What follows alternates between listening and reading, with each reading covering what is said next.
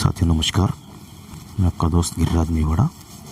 अष्टावक्र गीता का 17वां प्रकरण से सूत्र 10 से शुरू करेंगे आज।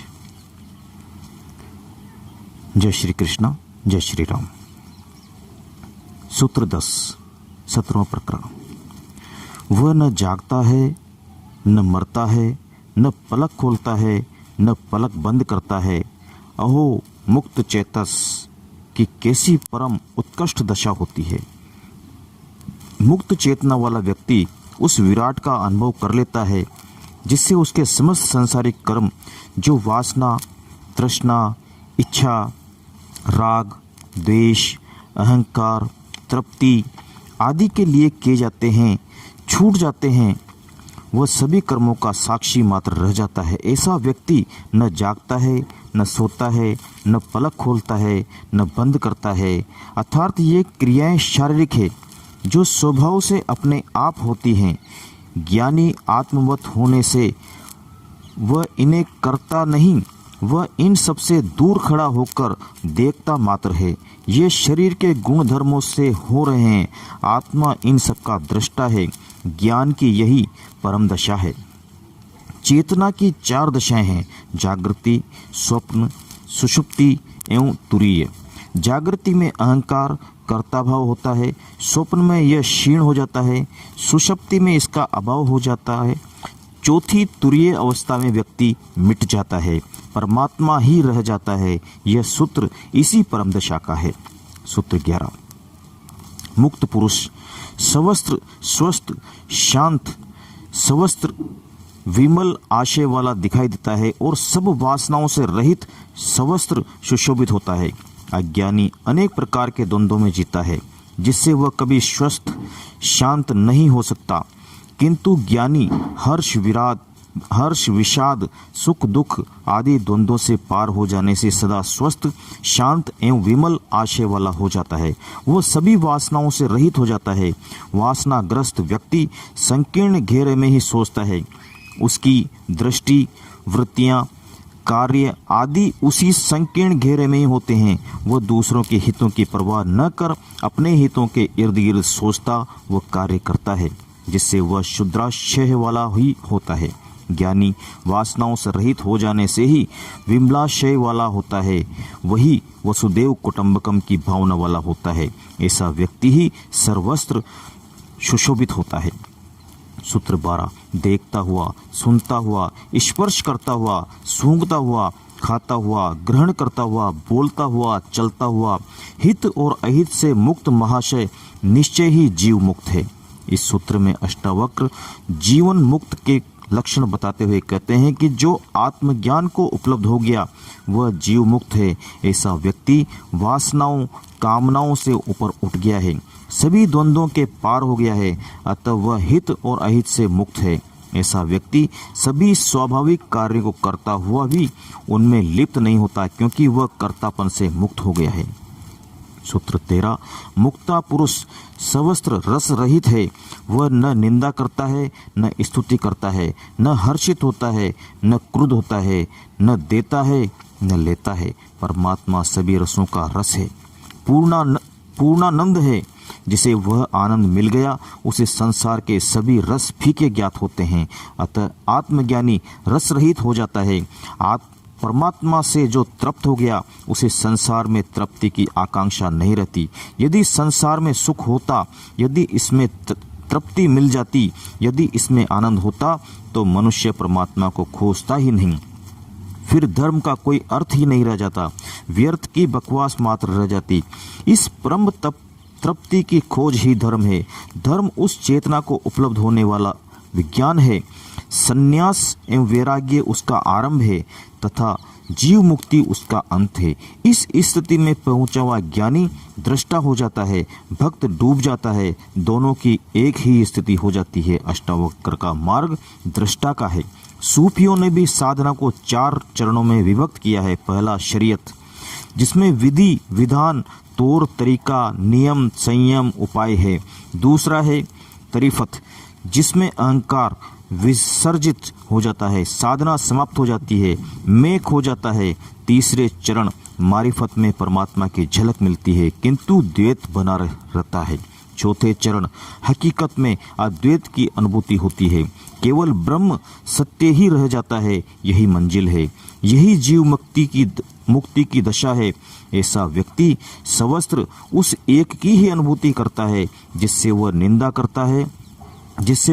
निंदा करता है, न स्तुति, न हर्षित होता है, न क्रोध होता है, न ग्रहण करता है, न त्याग करता है। स्वभाव से अपने आप जो होता है वही कर लेता है। आग्रह किसी में नहीं होता, मिल जाए तो ले लेता है, न मिलने पर इच्छा नहीं करता। वासना एवं अहंकारवश कोई कार्य नहीं करता।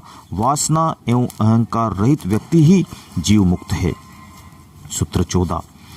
प्रीति युक्त स्त्री और समीप में उपस्थित मृत्यु को देखकर जो महाशय अविचल मना और स्वस्थ रहता है वह निश्चय ही मुक्त है।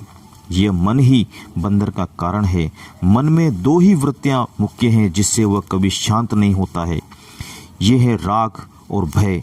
जीवन में राग है, उसमें आकर्षण है। विषयों में राग है जिनमें काम सबसे शक्तिशाली है। काम से जीवन मिला है। वासना, कामना, सृजन की ऊर्जा ही काम है। यह सृष्टि काम का ही विस्तार है, इसलिए मनुष्य इसकी ओर आकर्षित होता है। दूसरा है मृत्यु का भय। मनुष्य की जीवेषणा प्रबल है, वह सब कुछ सहन करके भी जीना चाहता है। वह मृत्यु से सर्वाधिक भयभीत रहता है। मृत्यु का भय भी राग एवं वासना के कारण है।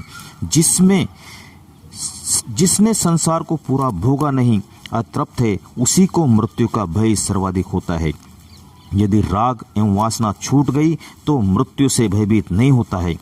अतः आसक्ति और भय एक ही सिक्के के दो पहलू हैं। शरीर में जीने वाले के लिए काम वासना ही मुख्य आकर्षण है, किंतु यह काम वासना शरीर के नहीं मन की वृत्ति है। शरीर यंत्र मात्र है जो मन के आदेशानुसार सक्रिय एवं निष्क्रिय होता है। अतः केवल शरीर को रोक देने से वासना मुक्त नहीं हो सकता।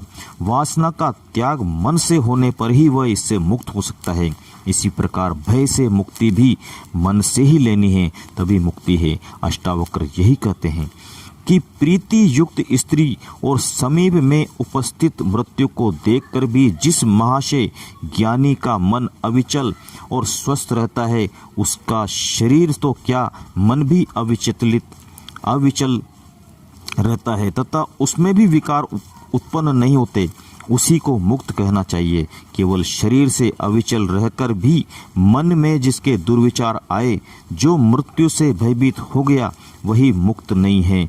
वह मुक्त नहीं है, वासनाग्रस्त है। अतः मन का संपूर्ण विकारों से रहित होना ही मुक्ति है। सूत्र 15।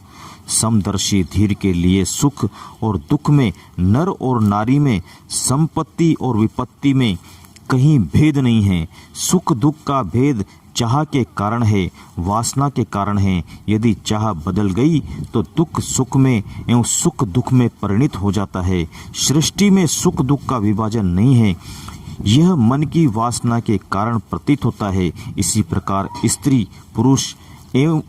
स्त्री पुरुष की भिन्नता शरीरगत है, आत्मागत भिन्नता नहीं है। आत्मा न स्त्री है न पुरुष। मन में वासना से ही स्त्री पुरुष का भेद दिखाई देता है। जब वासना नहीं, चाह नहीं, तो भेद भी समाप्त हो जाता है। दोनों बाहर से भिन्न प्रतीत होते हुए भी भीतर संयुक्त है। आत्मा एक ही है। आत्मज्ञानी शरीर को नहीं देखता, सवस्त्र आत्मा को ही देखता है। इसी प्रकार वह संपत्ति और विपत्ति को भी मन का ही प्रक्षेपण मानता है। आत्मज्ञानी समदर्शी होता है, वह इनसे प्रभावित नहीं होता, इसलिए वह अभेद दृष्टि से एक ही आत्मा का अनुभव करता है। ऐसा व्यक्ति ही मुक्त है। सूत्र 16। शीर्ण हो गया है संसार जिसका, ऐसे मनुष्य में न हिंसा है, न करुणा है, न उद्दंडता है, न दीनता, न आश्चर्य है, न क्षोभ है। जिसको आत्मज्ञान हो गया, जिसने उस परम तत्व को जान लिया, उसका संसार खो गया। उसके प्रति कोई आकर्षण न रहा। उसने अपने भीतर वासना, मोह, ममता, स्वार्थ आदि के कारण संसार के प्रति जो अच्छे बुरे हे उपाधेय की दृष्टि बना रखी थी, वह दृष्टि ही बदल गई। वह हिंसा, करुणा, उद्दंडता, विनम्रता, दीनता आदि तभी तक दिखाता है जब तक दो मौजूद हैं। मनुष्य मनुष्य में भिन्नता दिखाई देती है। जब संपूर्ण सृष्टि में उसको एक ही आत्मा दिखाई देती है तो कौन किसकी हिंसा करे, कौन किसके प्रति करुणा दिखाए, अपने आप ही लुप्त हो जाते हैं। प्रयास पूर्वक दया, करुणा, अहिंसा करनी नहीं पड़ती, फिर कोई अणुव्रत नहीं लेना पड़ता। ऐसे ज्ञानी को न आश्चर्य होता है न क्षोभ होता है। वह सर्वत्र उपेक्षा भाव से अपने स्वभाव में, अपने विवेक से, स्वानुशासन से स्वच्छंद जीता है। वह न दूसरों के अनुसार चलता है न विपरीत, वह अपने ही अनुकूल चलता है। ईश्वर भी ऐसा ही है, न दयावान है न करुणावान है, न हिंसक है न अहिंसक, न दंड देता है न पुरस्कार देता है, न उसने सृष्टि बनाई न वह चला रहा है, वह अपने विशिष्ट नियमों से चल रही है। इसलिए परमात्मा न करता है न भोगता। ज्ञानी भी ऐसा ही ईश्वर तुल्य हो जाता है। सूत्र 17। मुक्त पुरुष न विषयों से द्वेष करने वाला है न विषय लोलुप है, सदा आसक्ति रहित मन वाला होकर प्राप्त और अप्राप्त वस्तु का भोग करता है। अष्टावक्र कहते हैं कि जीव मुक्त व्यक्ति परम भोगी है। वह संसार के क्षणभंगुर भोगों का त्याग करके आत्मानंद का शाश्वत भोग कर रहा है। वह न विषयों से द्वेष करने वाला होता है न विषय लोलुप है, तथा कथित साधु विषयों से द्वेष करने के कारण दुखी रहते हैं एवं संसारी उनमें लोलुप रहने के कारण दुखी हैं। जो उन्हें मिला है उससे भी दुखी हैं और जो नहीं मिला है उसकी चिंता में दुखी हैं। अज्ञानी की दृष्टि ही ऐसी है कि वह हमेशा रोता ही है, हंसने की, आनंदित होने की कला वह जानता ही नहीं। ज्ञानी ही इसे जानता है। ज्ञानी की किसी में आसक्ति नहीं होती। आसक्ति वाला ही दुखी, चिंतित, तनावग्रस्त रहता है। इसलिए ज्ञानी जो प्राप्त है उसका भी भोग करता है और जो अप्राप्त की भी चिंता नहीं करता, उसमें भी आनंदित होता है। रामकृष्ण ने कहा, हमने संसार छोड़ा, परमात्मा पाया, इसलिए हम क्षणभंगुर को छोड़कर परम शाश्वत का भोग कर रहे हैं, अतः हम महान भोगी हैं। और तुमने परमात्मा छोड़ा और संसार पाया, इसलिए तुम क्षणभंगुर में मरे जा रहे हो। भोग कहाँ रहे हो? तुमने शूद्र के लिए विराट छोड़ दिया। तुम महान त्यागी हो, तुम महान भोग। तुमने शूद्र के लिए विराट छोड़ दिया, तुम महान त्यागी हो और हम महान भोगी हैं। सूत्र 18। शून्य चित्त पुरुष समाधान और असमाधान के हित और अहित के विकल्प को नहीं जानता। वह तो केवल्य जैसा स्थित है। चित्त जब तक उद्वेलित है तभी तक संकल्प विकल्प उठते हैं, तभी तक समाधान और असमाधान के विचार उत्पन्न होते हैं, तभी तक हित और अहित का ध्यान बना रहता है। ये सब अहंकार के ही कारण है। तरंगित मन ही इन विक्षोभों का जन्मदाता है। जब चित्त शांत हो गया, शून्य हो गया, उसमें विचार, वासना, कामना की तरंगें ही उठना बंद हो गई, तो वही केवल्य की स्थिति है। ऐसा व्यक्ति केवल आत्मा में ही स्थित है। आत्मा के सिवाय अन्य को वह जानता ही नहीं। ऐसा व्यक्ति ही जीव मुक्त है। सूत्र 19। भीतर से गलित हो गई हैं सब आशाएं जिसकी, और जो निश्चय पूर्वक जानता है कि कुछ भी नहीं है, ऐसा ममता रहित अहंकार शून्य पुरुष कर्म करता हुआ भी उनमें लिप्त नहीं होता। जो इस प्रकार की चित्त की शून्यता को प्राप्त होकर आत्मा में स्थित हो जाता है, उसकी सब आशाएं गलित हो जाती है, क्योंकि वह आत्मा के अलावा कुछ भी नहीं जानता।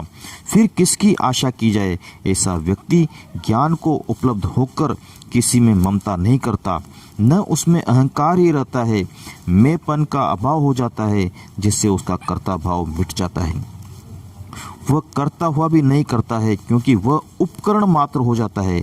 परमात्मा जो करवाता है वह कर लेता है। ऐसा व्यक्ति अलिप्त रहता है। सूत्र 20।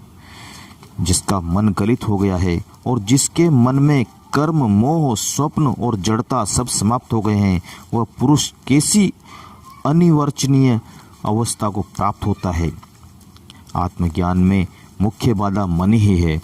कर्म, मोह, स्वप्न एवं जड़ता का आभास मन से ही होता है। अतः जिसका मन गलित हो गया है उसके कर्म, मोह, स्वप्न एवं जड़ता सब समाप्त हो जाते हैं। ऐसा व्यक्ति पूर्ण चैतन्य एवं जागृत अवस्था में नित्य स्थित रहता है। यह अनिवर्चनीय अवस्था है जिसको केवल्य अवस्था कहते हैं। इसका वर्णन नहीं किया जा सकता। सभी ज्ञानियों ने ऐसा ही कहा है कि यह स्थिति वर्णनातीत है। कबीर ने इसे अमनी दशा, वेदों ने ऋतु, बुद्ध ने धर्म कहा है। यही है परमात्मा, भगवान, ईश्वर, ब्रह्म, सत्य। यही स्वभाव है, यही परम नियम है, यही बुद्धत्व है, यही ज्ञान है। 17वां प्रकरण यहाँ समाप्त हो गया है। 18वां प्रकरण शुरू करते हैं। 18वां प्रकरण का सूत्र 1, बोधोदय ही परम शांति का मार्ग है। आत्मज्ञान शतक, शांति शतक। सूत्र 1, जिसके बोध के उदय होने पर समस्त भ्रांति स्वप्न के समान तिरोहित हो जाती है, उस एकमात्र आनंद रूप शांत और तेजोमय को नमस्कार है। यह प्रकरण आत्मज्ञान शतक के नाम से प्रसिद्ध है। इसके आरंभ में अष्टावक्र सर्वप्रथम उस आत्मा अथवा ब्रह्म को नमस्कार करते हैं जो एकमात्र है। सृष्टि में उससे भिन्न कुछ भी नहीं है। वो आनंद स्वरूप है, शांत है और तेजोमय है। जीव अपने को आत्मा से भ्रांति तथा अज्ञानवश भिन्न समझता है, किंतु जब उसके बोध का उदय होता है, जब उसे आत्मज्ञान हो जाता है, जब वह आत्मा को प्रत्यक्ष अनुभव कर लेता है, तब उसकी यह भ्रांति मिटती है कि मैं उस आत्मा से भिन्न जीव मात्र हूँ। यह अज्ञान ही उसका बंधन है, यही उसका संसार है जो ज्ञान प्राप्ति के बाद मिट जाता है। वह मायावत, स्वप्नवत, मिथ्या, शरणभंगुर, असत्य एवं अनित्य ज्ञात होने लगता है। यह सब केवल दृष्टि परिवर्तन से होता है। अज्ञानी की दृष्टि भिन्न होती है। उसे आत्मा का अनुभव न होने से वह संसार को ही सत्य, नित्य एवं शाश्वत समझता है तथा विषय भोगों में ही परम सुख मानता है। उसे आत्मा, परमात्मा, ब्रह्म, ईश्वर आदि भ्रांति पूर्ण ज्ञात होते हैं। माया दिखाई देते हैं। वह कहता है कि जो दिखाई नहीं देता वो सत्य कैसे हो सकता है। ये केवल दुकानदारी है। पंडे, पुजारियों, मुल्ला, मौलवियों, धर्म गुरुओं की दुकानदारी मात्र है। ये दृश्य को असत्य माया कहकर अदृश्य को प्रतिष्ठित करने का षड्यंत्र कर रहे हैं, जिससे अंधविश्वास, अज्ञान बढ़ा है। दोनों की अपनी अपनी दृष्टि, अपने अपने तर्क हैं। दोनों ही अपनी अपनी दृष्टि से सही हैं। ज्ञानी एवं अज्ञानी की दृष्टि में अंतर होगा ही। यह अंतर तर्क से नहीं मिटेगा, ज्ञान से, बोध से ही मिटेगा। बोध होने पर ही अज्ञान का अंधकार मिटेगा। जैसे सूर्य उदय होने पर समस्त अंधकार विलीन हो जाता है।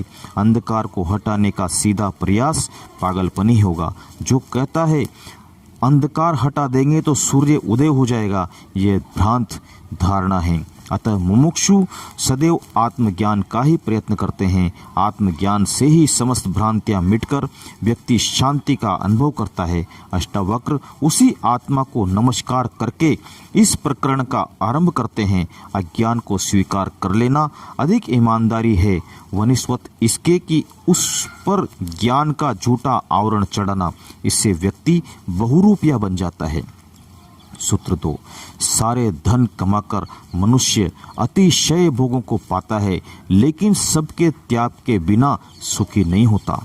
अष्टावक्र कहते हैं कि केवल रुपया पैसा ही धन नहीं है। धन अनेक प्रकार के हैं।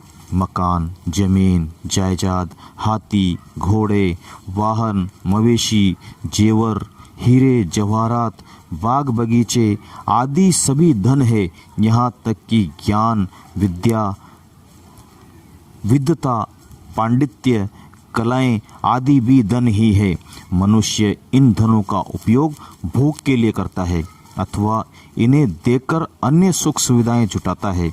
धनिकों का यह विश्वास है कि धर्म से सब कुछ खरीदा जा सकता है। आज की परिस्थिति में देश की राजनीति, अर्थव्यवस्था, उद्योग, संचार साधन, वैज्ञानिक उपलब्धियां सब धन का ही परिणाम है। धन रहित समाज की कल्पना ही नहीं की जा सकती। धन के साथ अपेक्षाएं जुड़ी रहती है। दुख के समय काम आएगा। कुछ लोग इन्हीं अपेक्षाओं के कारण स्त्री, बाल बच्चों एवं परिवार को भी धन समझते हैं कि वे भी मुसीबत के समय काम आएंगे। किंतु अष्टावक्र कहते हैं कि धन से मनुष्य अतिशय भोगों को तो पा सकता है, किंतु वह सुखी नहीं हो सकता। सुख और आनंद कभी धन से खरीदे ही नहीं जा सकते, क्योंकि ये बाजार में नहीं मिलते, भीतरी अनुभव से प्राप्त होते हैं। धनवान सुखी हो ही नहीं सकता। धनवान अक्सर रोगी मिलेंगे। किसी का हाजमा खराब है तो किसी को मधुमेह है, किसी को अनिद्रा रोग है तो कोई चिंता से ग्रस्त है, कोई निसंतान है, उसे धन संग्रह में भी अनेक कष्ट उठाने पड़ते हैं, तो उसकी रक्षा का भी प्रयत्न करना पड़ता है। यह धन ही चोरी, हत्याएं, गुंडागर्दी फैलाता है, अनेक अनाचार व दुराचार करवाता है। इसलिए धन से सुख, शांति, आनंद कभी नहीं मिल सकता। धन कमाना बुरा नहीं है, किंतु इसकी दौड़ में पागल हो जाना बुरा है। यही अशांति का कारण है। इसलिए अष्टावक्र कहते हैं कि धन से सुख नहीं मिल सकता, सुख तो उसके त्याग से ही मिल सकता है। त्याग का अर्थ धन कमाना बंद करके आलसी, निकम्मे एवं भिखारी हो जाना नहीं है। उसे छोड़कर जंगल चले जाना अथवा उसको नष्ट करना भी नहीं है, बल्कि उसके प्रति आसक्ति का त्याग है। धन की गुलामी छोड़ने से है। धन के पीछे जो पागलपन है उसे छोड़ने से है। ऐसा धन निश्चित ही सुख दे सकता है, किंतु ऐसा सुख अस्थायी है। धन का कोई भरोसा नहीं कि कब आता है और कब जाता है। यह विश्वसनीय नहीं है। इसलिए ज्ञानियों ने संतोष को ही परम सुख कहा भी है। गोधन, गज धन, वाजी धन और रतन धन खान, जब आवे संतोष धन, सब धन धूरी समान। धन को असत, मिथ्या जान लेना ही उसका त्याग है। इसी से संतोष, शांति एवं सुख मिलता है। सुख संग्रह में नहीं है, त्याग में है। देने में जो सुख है वो लेने में नहीं है। जो समाज से कम लेता है और अधिक से अधिक देता है, वह परम सुखी जीता है। जो लेता ही लेता है, देता नहीं, वह दुखी और अशांत रहता है। सूत्र 3, कर्तव्य से पैदा हुए दुख रूप सूर्य के ताप से जला अंतर्मन जिसका, ऐसे पुरुष को शांति रूपी अमृत धारा की वर्षा के बिना सुख कहाँ है। ज्ञानी की बात को अज्ञानी नहीं समझ सकता, क्योंकि अज्ञानी का मन सदा अपेक्षाएं, आकांक्षाओं, इच्छाओं, स्वार्थों आदि से भरा रहता है।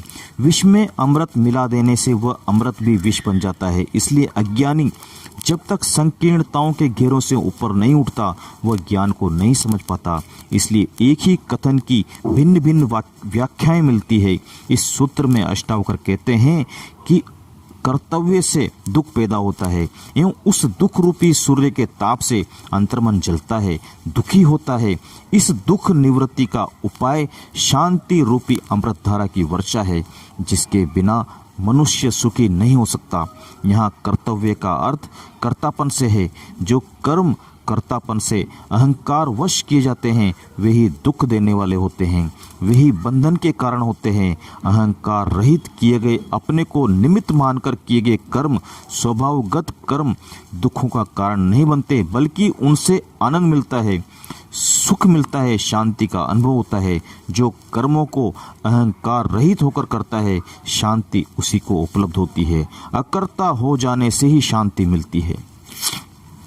सूत्र 4, यह संसार भावना मात्र है, परमार्थ कुछ भी नहीं है। भाव रूप और अभाव रूप पदार्थों में स्थित स्वभाव का अभाव नहीं है। अष्टावक्र कहते हैं कि यह संसार भावना मात्र है। संसार वास्तव में कैसा है यह कोई नहीं जान सकता। हर व्यक्ति अपनी भावना के अनुरूप ही संसार को देखता है, इसलिए सबको संसार भिन्न भिन्न प्रकार का दिखाई देता है। मनुष्य को संसार वैसा ही दिखाई देता है जैसा वो देखना चाहता है। मनुष्य वासना, कामना, मोह, आसक्ति, भय, राग, द्वेष आदि अनेक भावनाओं से भरा है, इसलिए उसे संसार वैसा ही दिखाई देता है। संसार इन्हीं भावनाओं का प्रक्षेपण मात्र है। जिस प्रकार स्वप्न भी मन का ही प्रक्षेपण है, किंतु सत्य प्रतीत होता है। स्वप्न टूटने पर ही ज्ञात होता है कि स्वप्न था, भ्रांति थी। इसी प्रकार यह संसार भी स्वप्न के ही समान भावनाओं का प्रक्षेपण मात्र है, किंतु अज्ञानी इसे सत्य समझ लेता है। ज्ञानी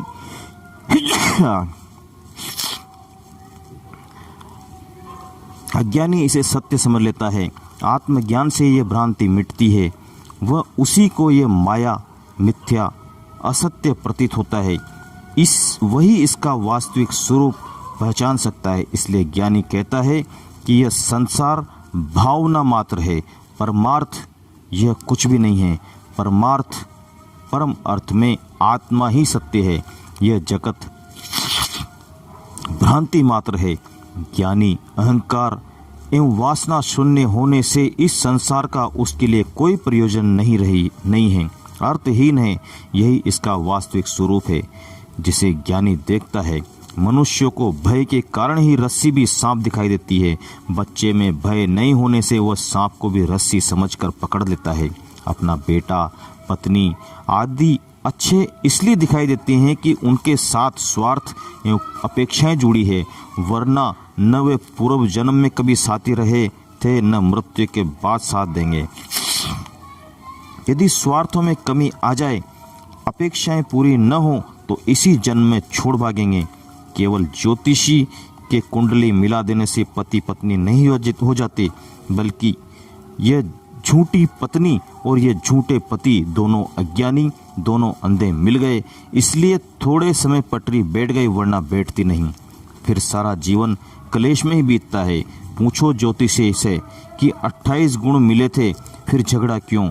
इसका कोई उत्तर नहीं।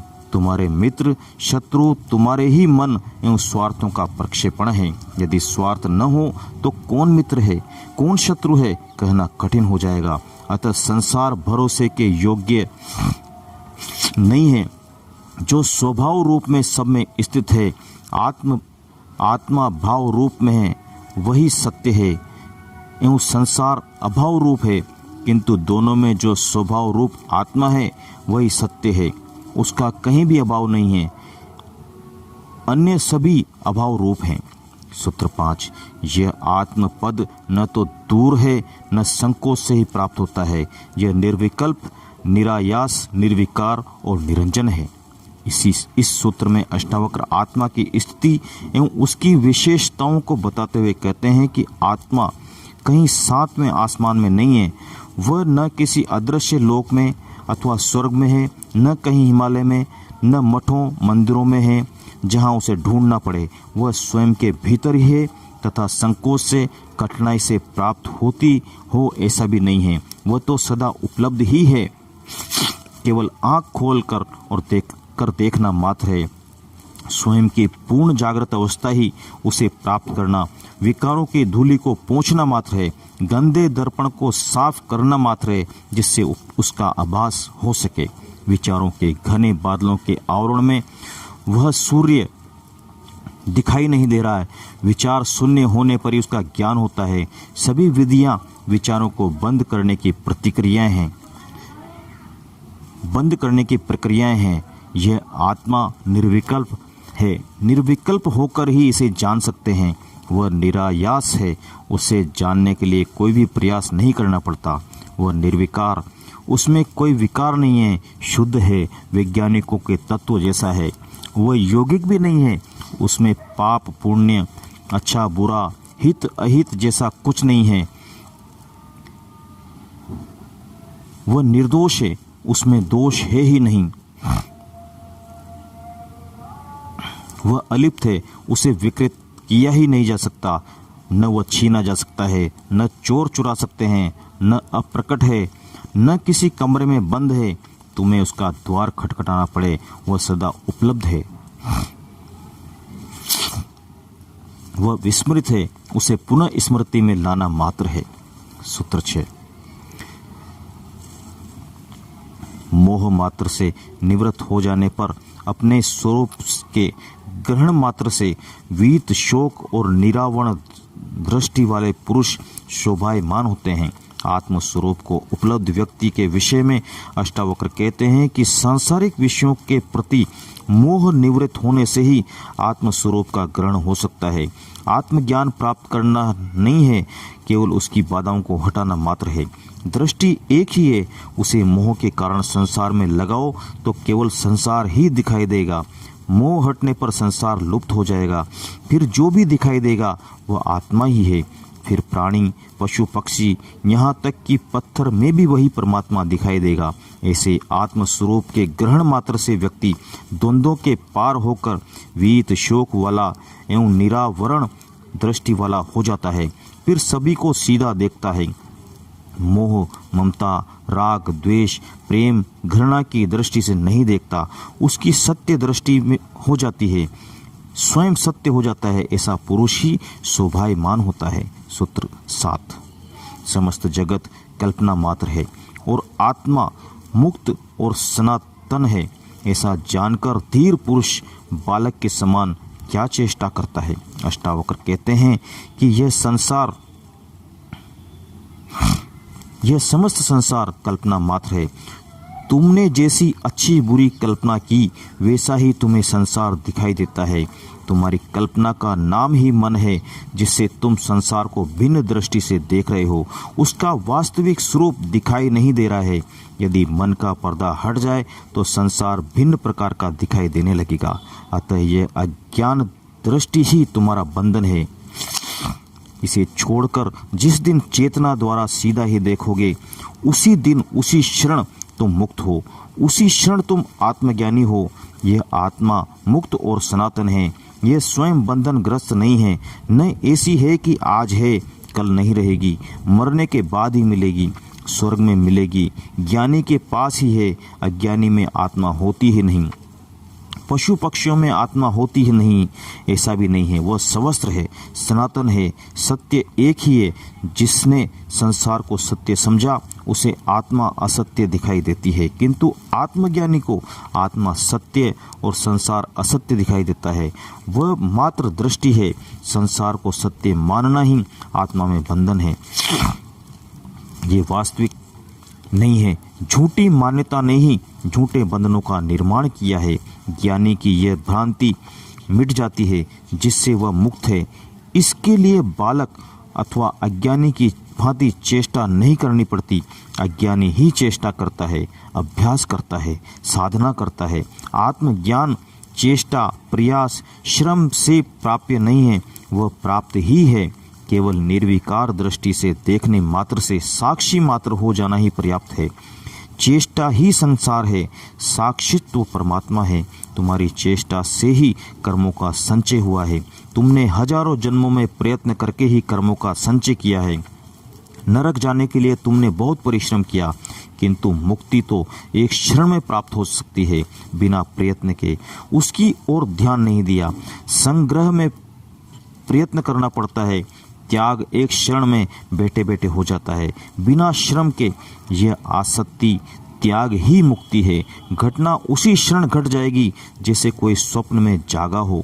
सभी संचित कर्म जागते ही लुप्त हो जाएंगे। जैसे स्वप्न में किए गए पाप पुण्य का दंड जागने पर नहीं मिलता। मुक्त तुम थे ही, बंधन ही भ्रांति थी, सो मिट गई। बैठे बैठे ही मुक्त हो गए, सुनकर ही मुक्त हो गए। न कहूँ गया न आया, न उपवास में मुक्ति है, न शीर्षासन लगाने में, न कुंडलिनी जगाना पड़ता है, न बंध एवं मुद्राएं आवश्यक है, न शास्त्र आवश्यक है, न गुरु। अज्ञान की स्वीकृति ही ज्ञान का द्वार है। अहंकार गिराकर सहज हो जाना ही मार्ग है। सूत्र 8। आत्मा ब्रह्म है और भाव और अभाव कल्पित है। यह निश्चय पूर्वक जानकर निष्काम पुरुष क्या जानता है, क्या कहता है और क्या करता है। अष्टावक्र इस सूत्र में आत्मा एवं ब्रह्म की अभेदता बताते हुए कहते हैं कि यह आत्मा ही ब्रह्म है। व्यक्ति में उपस्थित चेतना का नाम आत्मा है तथा समष्टिगत चेतना ही ब्रह्म है। यह ब्रह्म एक ही है जो भिन्न भिन्न पदार्थों के कारण भिन्न भिन्न प्रतीत होता है। ये भाव और अभाव दोनों मन की कल्पना मात्र हैं। वही एक ब्रह्म है जो न भाव स्वरूप है न अभाव स्वरूप। यह धारणा ही मिथ्या है कि परमात्मा है अथवा नहीं है, क्योंकि वही सब कुछ है। वह सृष्टि से भिन्न नहीं है। सृष्टि में परमात्मा है अथवा नहीं है, ऐसी धारणा ही कल्पना मात्र है। सृष्टि ही परमात्मा है, ऐसा निश्चय पूर्वक वही जानता है जिसे इसका अनुभव हो गया। शास्त्रों से, पंडितों से यह नहीं जाना जा सकता। यह जाना जाता है स्वयं के भीतर प्रवेश करने से। निशब्द शांति मौन में। यह विज्ञान की प्रयोगशाला में नहीं, स्वयं के भीतर की प्रयोगशाला में ही जाना जा सकता है। यह तर्क से नहीं, शून्य होने से ही जा सकता है। जब तुम मिटोगे तभी परमात्मा है। स्वयं का मिटाना ही मार्ग है। अहंकार कर्तापन ही बाधा है।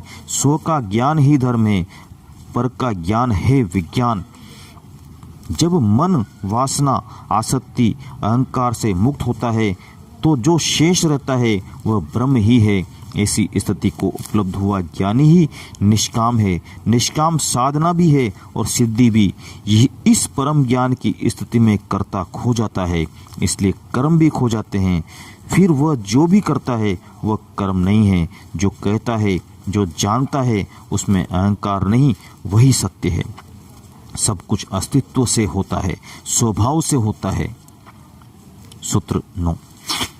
सब आत्मा है, ऐसा निश्चय पूर्वक जानकर शांत हुए योगी की ऐसी कल्पनाएं कि वह मैं हूँ और वह मैं नहीं हूँ क्षीण हो जाती है। बंध और मुक्ति न शरीर में है, न मन में, न कर्म में है। न कोई परमात्मा बंधन ही डालता है, न मुक्त करता है। मनुष्य की अज्ञान जनित भेद बुद्धि ही इसका कारण है। जीवात्मा और परमात्मा में भेद मानने के कारण ही अज्ञानवश मनुष्य ने समस्त सृष्टि को द्वंद्वों में विभाजित कर दिया है। सृष्टि में एक ही अस्तित्व था, अविभाज्य था। विभाजन के कारण भेद प्रतीत होने लगा एवं यही भेद संघर्षों का कारण बन गया। यह भेद अज्ञान जनित है। आत्मज्ञान के अभाव से प्रतीत हुआ यह द्वैत भाव उस योगी का समाप्त हो जाता है जिसने यह जान लिया कि जब आत्मा ही है, आत्मा से भिन्न कुछ भी नहीं है। यह भिन्नता अहंकार एवं मन, वासना, तृष्णा, कामना आदि अज्ञान के कारण ज्ञात हो रही थी। इस भ्रांति के मिट जाने पर उसे अभिन्नता का निश्चय पूर्वक बोध हो जाता है, जिससे वह शांत हो जाता है एवं उसकी यह मैं हूँ और यह मैं नहीं हूँ कि समस्त कल्पनाएं क्षीण हो जाती है। जो अज्ञान जनित थी, जैसे दीपक जलने पर अंधकार नष्ट हो जाता है। सूत्र 10। अब शांत हुए योगी की लिए न विक्षेप है और न एकाग्रता है, न अति बोध है और न मूढ़ता है, न सुख है न दुख है। चित्त में संकल्प विकल्प निरंतर उठते रहते हैं।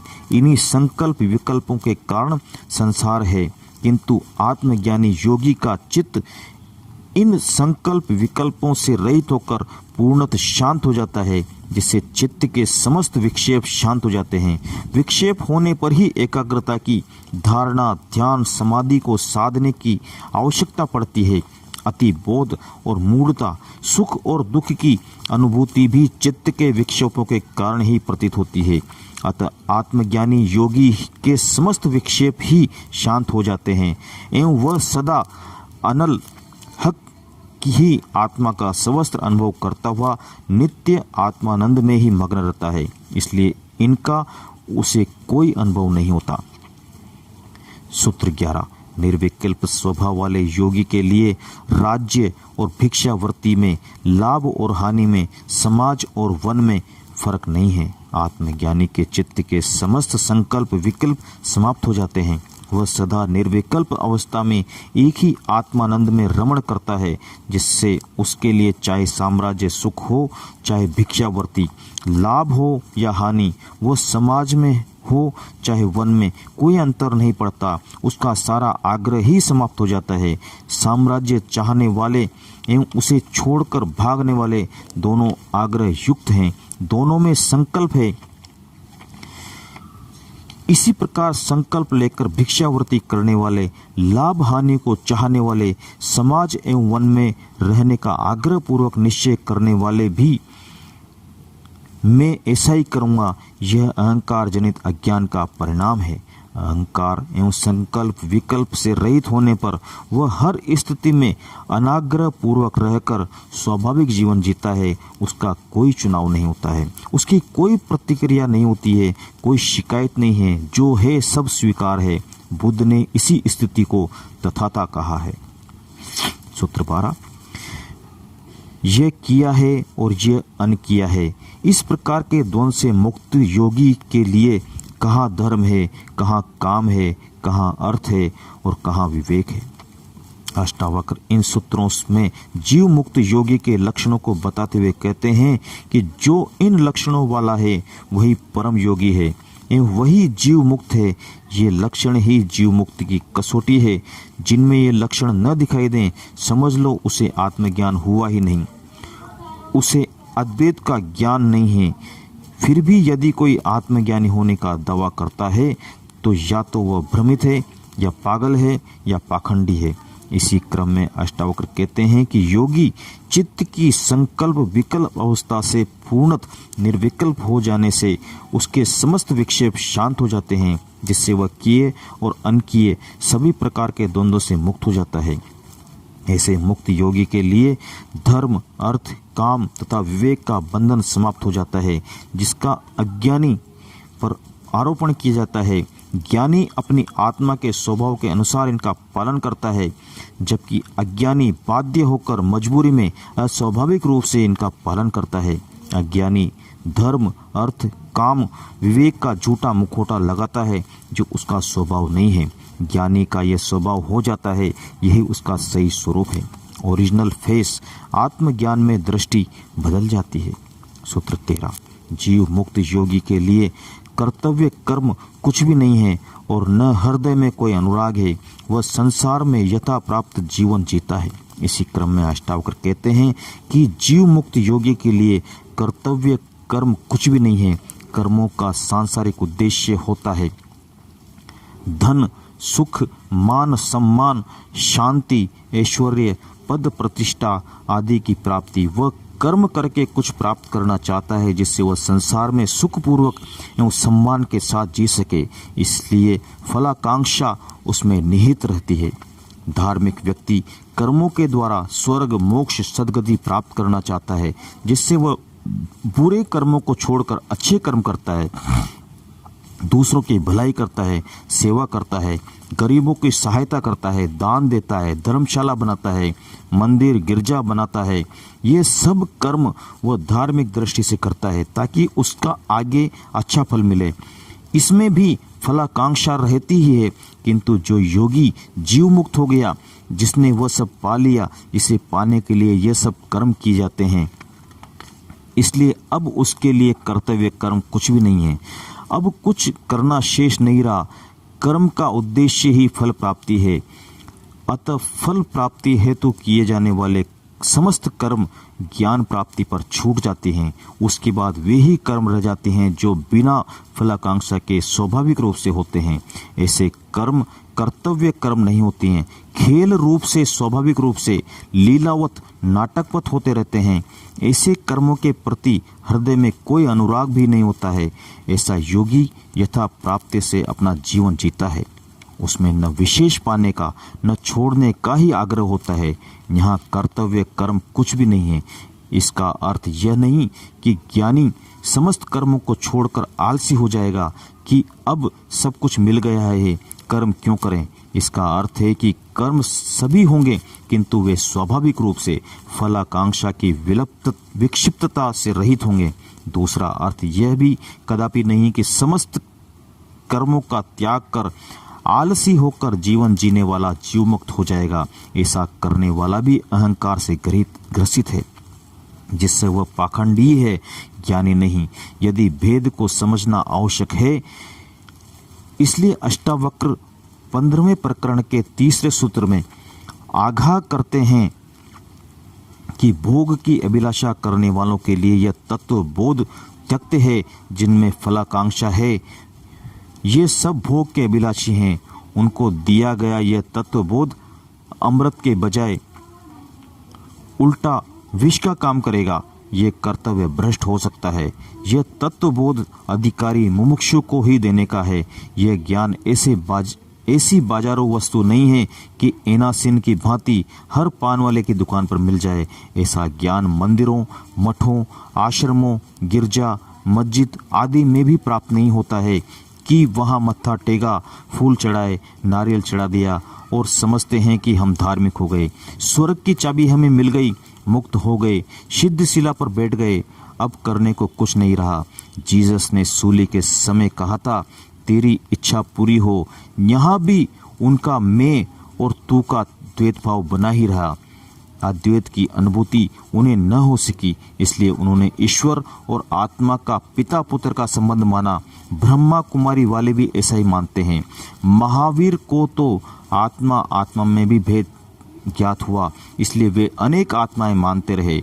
यह सब ज्ञान की अपूर्ण अवस्था है।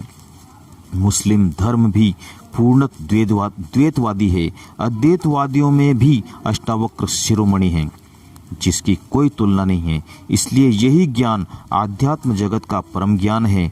कई मूढ़ हैं जो समझते हैं कि चाय छोड़ दो, धूम्रपान छोड़ दो, कांटों पर लेट जाओ, नग्न हो जाओ, राख लपेट लो तो मोक्ष हो जाएगा। किंतु पीने और छोड़ने का मोक्ष से कोई संबंध नहीं है। मोक्ष का संबंध पदार्थों के त्याग से नहीं, वृत्तियों के शांत होने से है। छोड़ने की बातें करने वाले विकृत मस्तिष्क वाले होते हैं। मन की अच्छी बुरी सभी वृत्तियों का शांत हो जाना ही मोक्ष है। सभी भेद समाप्त होकर उस एक परम तत्व में स्थित हो जाना ही मुक्ति है। सूत्र 14। संपूर्ण संकल्पों के अंत होने पर विश्रांत हुए महात्मा के लिए कहाँ मोह और कहाँ संसार है, कहाँ वो ध्यान है, कहाँ मुक्ति है। भारतीय धर्म में महात्मा, संत, ज्ञानी, गुरु आदि शब्द उच्च बोध के सूतक है। महात्मा वह है जिसके चित्त की समस्त वृत्तियां शांत हो गई है एवं सभी प्रकार के संकल्पों का जिसके चित्त से अंत हो गया है तथा केवल उस चैतन्य आत्मा में विश्राम कर स्थित है, जिसके संकल्प शेष हैं, कुछ करने की वासना है, जिसमें स्वर्ग और मोक्ष की भी कामना है, जो अच्छे बुरे में भेद करता है, जिसे जीव, ब्रह्म और सृष्टि में भिन्नता दिखाई देती है, वह न ज्ञानी है न महात्मा। राख लपेटने से, नग्न हो जाने से, भगवा पहन लेने से, चिमटा लेकर बम बम बोलने से कोई महात्मा नहीं हो जाता। जो संकल्पों से रहित होकर आत्मज्ञान को उपलब्ध हो गया वही महात्मा है। उसके लिए मोह, संसार, ध्यान एवं मुक्ति को भी कोई स्थान नहीं है। ये सब व्यर्थ हो गए हैं। ये सब मन की वृत्तियां ही हैं। जब मन नहीं रहा तो उसका अस्तित्व भी नहीं रहता है। सूत्र 15। जिसने जगत को देखा है वह भला उसे इनकार भी करे, लेकिन वासना रहित पुरुष को क्या करना है, वह देखता हुआ भी नहीं देखता है। जगत को स्वीकार करने वाला, उसी को सत्य समझने वाला तो वासनाग्रस्त है ही, क्योंकि जिस प्रकार की उसकी रुचि संसार में है वह जिस दृष्टि से वह संसार को देखता है वह सब वासना ही के कारण देखता है। कभी कभी शास्त्रों के वचनों को सुनकर उसकी मोक्ष प्राप्ति की वासना जाग उठती है, जिससे वह भी ज्ञानियों की भांति कहने लगता है, संसार माया है, भ्रम है, असत्य है, संसार है ही नहीं, ये रस्सी में सांप की भ्रांति के समान है। किंतु उसने ऐसा जाना नहीं जैसा ज्ञानी ने जाना है, इसलिए उसका संसार को इनकार करना भी झूठ है, पाखंड है, वासना मात्र है, क्योंकि मोक्ष की वासना पूर्ति हेतु वह इसे इनकार कर रहा है, संसार से भाग रहा है, हिमालय जा रहा है। इसलिए अष्टावक्र कहते हैं कि ज्ञानी इससे भिन्न स्थिति वाला है, क्योंकि वह वासना रहित हो चुका है। यह इस संसार को देखता हुआ भी नहीं देखता है, क्योंकि उसे वह निर्मूल्य ज्ञात नहीं होने लगा है। वह नित्य आत्मा को ही सवस्त्र देखता है, संसार को नहीं। आज इतना ही। धन्यवाद। आपका दोस्त गिरिराज मेवड़ा। जय श्री कृष्णा, जय श्री राम। कल से हम इस 18वें प्रकरण का ही सूत्र 16 से शुरू करेंगे। तब तक के लिए धन्यवाद। जय श्री राम।